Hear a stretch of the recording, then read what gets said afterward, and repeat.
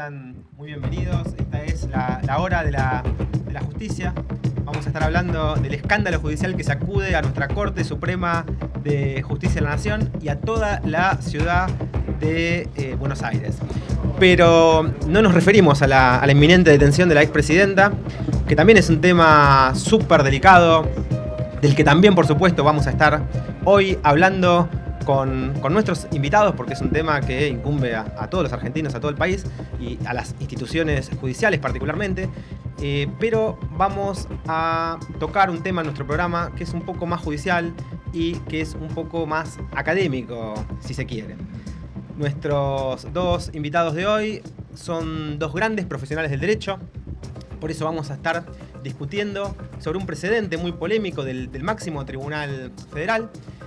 Y por supuesto que también vamos a hablar de la expresidenta, porque es imposible no hablar de eso a pocas horas de su inminente detención.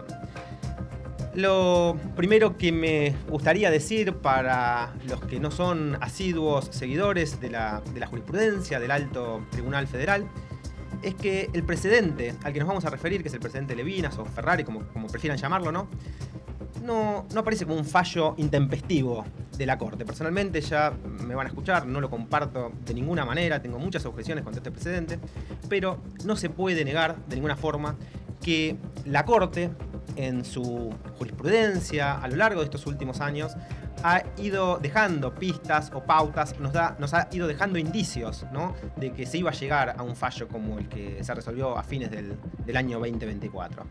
Recordemos los precedentes Nisman, Carrales, Bassani, el precedente Mármol y también Ciudad Autónoma de Buenos Aires, todos los cuales finalmente desembocaron en el precedente Levinas. Así es que, como primer punto, a favor quizás de los argumentos del Alto Tribunal Federal, es que este precedente no fue un fallo sorpresivo. Más allá de todas las críticas que fundadamente se le han hecho a este precedente, la realidad es que el fallo, y ya lleva prácticamente 6 meses de vigencia y de, entre comillas, implementación, ¿no?, con sus luces y con sus sombras, con todos los argumentos que hay a favor, pero también en contra, con todos estos vericuetos legales que fue generando este precedente, ¿no?, está claro que es un fallo polémico, también como el que acaba de relacionarse con la detención de la expresidenta, pero sobre todas estas cuestiones queremos entonces debatir con nuestros invitados. Como decíamos antes, hoy tenemos a dos grandes profesionales que han marcado quizás hasta una época en la Universidad de Morón, dos especialistas, dos, podríamos decir, aguerridos litigantes y sobre todo dos grandes colegas y fundamentalmente dos amigos a los que enseguida vamos a presentar. Quiero mantener un poco el suspenso, la incógnita de sus nombres, ¿no? Pero me acompañan también, como siempre, en la conducción el jurista Rodrigo Germán Francone, Carolina Arzainenda en la producción, Mauricio Baños, Alejandra Córdoba, Mariana Torres y todo el equipo de Dos Reyes, a quien también saludamos y les damos un fuerte aplauso. Y ahora sí agradecemos y aplaudimos también a nuestros invitados de lujo, el señor Rolando Moreto aquí a mi izquierda y Leonardo Grande Camejo, que no sé si se está conectando desde la ciudad de Bariloche. Un fuerte aplauso entonces para todos ellos. Ahí estamos tratando de conectarlo al doctor Leonardo Grande Camejo, que ya lo vemos en pantalla. Entonces, tipo de trabajo. Un placer saludarte, Grande, acá desde Buenos Aires. Así es que simplemente antes de cederle la palabra a nuestros invitados y para que Germán me vuelva a retar, ¿no?, como hace todos los miércoles, me dice que mis editoriales son cada vez más largas. Estuvo muy bien, Chavito. Voy a insistir en esta posición de hacer editoriales largas para que me sigas retando, ¿no?, para darte argumentos.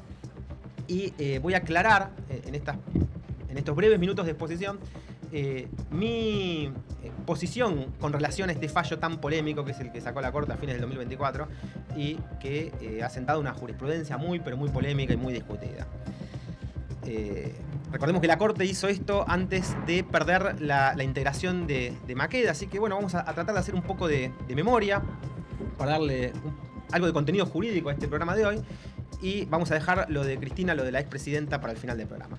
Quiero referirme entonces al cimbronazo institucional que provoca el precedente Levinas en la República Argentina. Me gustaría poner, insisto, como digo, un poco de contexto, sobre todo para los alumnos que después van a poder ver este vivo por YouTube. Y quiero hablar de la federalización de la ciudad de Buenos Aires y de lo que costó esa federalización, ¿no? Ustedes recordarán algunos de nuestros oyentes que esto se produjo durante la presidencia de Nicolás Avellaneda, ¿no? Fue en un contexto que no era un contexto sencillo, no era un contexto pacífico, el país estaba muy convulsionado, este pedazo de tierra que se le arrancó prácticamente a la provincia de Buenos Aires, a los bonaerenses, le ha costado a nuestro país cerca de 3.000 vidas, entre 3.000 y 4.000 vidas. 3.000 y 4.000 vidas en un contexto de guerra donde existía otra tecnología, ¿no?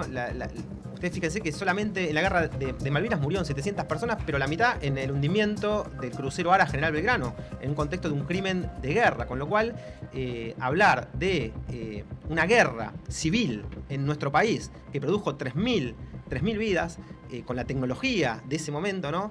Y sin contar con esta característica de guerra civil que tuvo, la federalización de la capital de Buenos Aires, nos da una pauta de lo tremendo que fue esta situación, ¿no? Prácticamente estamos hablando de como si fueran 10 guerras de Malvinas juntas para que la gente pueda colocarse en contexto y que tengan una verdadera dimensión de lo que fue el problema de la capitalización de la ciudad autónoma, de la hoy ciudad autónoma de Buenos Aires. Es decir, no es que de un día se levantaron todos los jueces nacionales del país, las cámaras, la Cámara Civil, la Cámara Comercial, la Cámara Laboral, y dijeron no vamos a obedecer el fallo de la Corte porque no tenemos ganas. Es decir, la reforma del año 94 de ninguna manera puede decirse que haya convertido a la ciudad autónoma de Buenos Aires en una nueva provincia o en una provincia más. Fíjense que la Constitución Nacional se cuida enormemente de llamarla provincia, nunca la pone al mismo nivel de las provincias, ¿no? En ningún momento ni la llama provincia la Constitución Nacional ni tampoco la Ley Cafiero, y en ningún momento la Ley Cafiero dice que la Cava sea una nueva provincia y que se tengan que transferir así alegremente toda la jurisdicción nacional al ámbito de la Ciudad Autónoma de Buenos Aires. Nunca hubo un consenso político para eso y tampoco lo hay en este momento. Por eso no es verdad que el legislador haya omitido durante 30 años, como dice el fallo, la realización de ese traspaso de las competencias nacionales a la justicia de la Ciudad Autónoma de Buenos Aires. Fíjense, este es el primer problema, quizás el problema más grave. La Ciudad Autónoma de Buenos Aires no es una provincia, sigue siendo la capital del país, es un pedazo de tierra arrancado, insisto, por la fuerza a la provincia de Buenos Aires, y la misma Constitución en el artículo 13 prohíbe expresamente crear una nueva provincia en el territorio de otro, por lo menos sin el consenso, sin el consentimiento de la provincia a que se le saca esa parte de su territorio. Entonces, la Corte Suprema entiendo que no tenía facultades jurídicas para ordenar una situación de tanta magnitud política y de tanta magnitud institucional. La Corte tampoco puede además legislar, por más que quizás tenga argumentos de peso para querer hacerlo, ¿no? Pero no puede ni está en condiciones el máximo tribunal federal, mejor dicho, ni siquiera el máximo tribunal, sino dos jueces supremos, porque el tercero ya no es más juez, así es que dos jueces dispusieron sobre una cuestión que era una cuestión claramente política, no justiciable, como es la creación de una nueva provincia sobre el territorio de otra, en clara violación de lo que dice no solamente el artículo 13 de la Constitución Nacional, sino un sinnúmero de preceptos legales. Por eso el impacto de Levinas entiendo que es tan terrible, tan grande, y no es nada más la inseguridad jurídica que crea, sino que tiene que ver con las facultades legislativas que se ha arrogado el máximo tribunal federal, ya que la Corte ha hecho algo que ni siquiera el propio legislador nacional podía hacer. Porque ni siquiera el legislador nacional puede crear una ley, crear por ley, una provincia en el territorio de otra sin tener el aval de la legislatura de la provincia a la que se le saca ese territorio. Vamos a ver, entonces. Lo primero que hay que tener en cuenta es que las provincias son anteriores a la Constitución Nacional. Las provincias son anteriores a 1853, son anteriores a la organización jurídica institucional argentina, si se quiere. Es decir, existen mucho antes que la Constitución de 1853. Entonces, los pactos preexistentes de los que habla el preámbulo de nuestra Constitución son muy importantes y creo que son el punto principal a tener en cuenta cuando tratamos de abordar este precedente. Es decir, los pactos lo que hacen es delegar en el gobierno federal, como bien dicen muchísimos doctrinarios, cito entre todos al profesor David Duarte, ¿no? Los pactos delegan el derecho de fondo, los códigos penales, civiles, como todos los abogados sabemos, pero las provincias se han reservado no solamente el poder de policía, sino también la función judicial, y esto es clave, insisto, porque esto nos da la pauta de que la administración de justicia y el poder de policía son anteriores a la Unión Nacional. Entonces, si uno ve como que se va produciendo la organización de nuestro sistema jurídico con el correr del tiempo, uno puede advertir que la Ciudad Autónoma de Buenos Aires no existe, era un municipio más, no tiene la entidad que con el correr del tiempo se le fue otorgando. Y esto, lo vuelvo a repetir, es clave porque quizás es el aspecto o el punto más endeble, el costado más flaco del precedente de la Corte. ¿Por qué? Porque trata de aplicar dos precedentes, Di Massio y Estrada, que claramente no eran aplicables a el precedente Levinas o Ferrari, como prefieran llamarlo. Esto, por supuesto, sin contar con que los jueces han resuelto en contra de las facultades propias del Poder Judicial, ¿no? Porque ellos, los fallos son vinculantes para los casos concretos, pero no puede un presidente de la Corte legislar. Y además, mientras la Ciudad Autónoma de Buenos Aires sea la capital de la República, como muy bien lo explica el artículo 129 de la Constitución Nacional, ¿no? Hay una ley que tiene que garantizar los intereses del Estado Nacional, y esa fue, por supuesto, la ley Cafiero. Y esa ley no traspasó toda la competencia nacional a la ciudad, sencillamente no lo hizo esa ley porque no estaban dados los consensos políticos para hacerlo, y esto es una decisión política para la cual, insisto, no hay consensos ni tampoco los hubo al momento de la reforma constitucional del 94. Entonces, esta es la clave. La jurisdicción provincial es originaria, pero la jurisdicción nacional es una jurisdicción derivada en virtud de las facultades delegadas por las provincias, y la provincia de Buenos Aires, además, no cedió parte de su territorio para que dos santafesinos, con todo el respeto que le tengo a la provincia de Santa Fe, porque mi madre es santafesina, ¿no?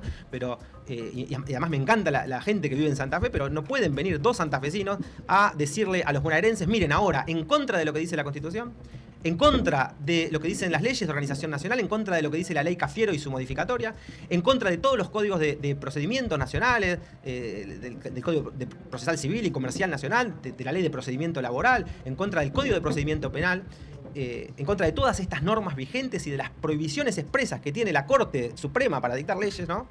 Se lanza una reforma prácticamente faraónica que deja a todos los justiciables con una sensación de inseguridad jurídica realmente que me parece era innecesaria en la coyuntura en que se dictó ese fallo. Esto, insisto, más allá de que en algún momento se pueda producir ese tan mentado traspaso de la justicia nacional a la ciudad cuando se den las condiciones de oportunidad, de mérito y conveniencia, y sobre todo cuando intervengan los órganos que son los encargados de decidir este tipo de cuestiones, no violando la ley, no violando los códigos rituales, no violando la Constitución Nacional. Esta es la forma en que lo ha hecho el fallo del Tribunal Federal, del máximo Tribunal Federal, avasallando todos los principios democráticos de nuestro sistema republicano y federal de gobierno, y encima lo hace en nombre del federalismo, lo cual parecería hasta paradójico, para usar una expresión leve, ¿no? Esto lo dice muy bien el voto en disidencia del doctor Rosenfeld. Lo ha señalado la Corte prácticamente en todos los innumerables precedentes que antecedieron a este fallo, ¿no? Y lo vuelven a repetir los fallos, los plenarios de la Cámara Civil Nacional, Comercial, la acordada de la Cámara Laboral. Es decir, los presidentes de la Corte son vinculantes por una cuestión moral, por una cuestión del prestigio institucional que poseen los jueces que dictan esos fallos. Pero la Corte no puede legislar. Por eso se levantó la Cámara Nacional en pleno, por eso se levantó la Cámara Comercial, por eso se levantó la Cámara Laboral y dictó una acordada también la Cámara Nacional Criminal y Correccional en contra de este precedente del máximo Tribunal Federal. Es decir, prácticamente todos los jueces nacionales de todos los fueros prácticamente se le pararon de mano a la máxima autoridad judicial del país y le dijeron: lo que estás haciendo es ilegal, lo que estás haciendo es inconstitucional, nosotros no vamos a cumplir con un fallo ilegal. Entonces, ¿qué queda para los justiciables de AP? Así que por eso yo quiero escuchar, por eso hemos invitado a dos especialistas y los quiero escuchar, a Rolly Moreto, a Brandi, a Germán Francone, mi coequiper. No quiero hacer un monólogo tan largo porque ya sé que Germán después me va a criticar, así es que le voy a dar la palabra a nuestros invitados. Vamos a ir opinando si les parece, pero quiero sí dejar asentada mi posición y hacerles 2 o 3 preguntas para que los invitados y mi compañero de streaming me respondan. No quiero que me respondan estas preguntas, porque yo lo que me pregunto y hago esta pregunta, entonces, estas 3 preguntas fundamentales a nuestros invitados, a mi compañero de programa, que son las que resumen básicamente todo lo que pienso sobre el fallo y entonces sí abro el juego al debate. Entonces, primera pregunta. ¿Era oportuno que la Corte dictara este fallo un día antes de la renuncia del juez Maqueda? Segunda pregunta, ¿este fallo trae más paz, trae más seguridad jurídica, provoca más caos, más incertidumbre entre los litigantes? ¿O es un fallo que trae tranquilidad jurídica a la situación, a la coyuntura que está viviendo el país? Tercera pregunta, ¿este fallo hizo que los jueces nacionales, que las cámaras civil, comercial, etcétera, vayan a respetar de aquí en más las decisiones de la Corte? ¿O las vayan a respetar menos? Y agrego estas 2 últimas inquietudes y ahora sí no amago más y los dejo hablar a ustedes, ¿no? Y es lo que ya venía diciendo en la editorial, ¿no? ¿La Corte puede legislar Ya sé que en otros presidentes lo hizo, como el presidente Fall, pero en definitiva, el máximo tribunal federal tiene facultades para dictar leyes en contra de la Constitución y en contra de las leyes que dicta el Congreso de la Nación. Y ahora sí, última pregunta.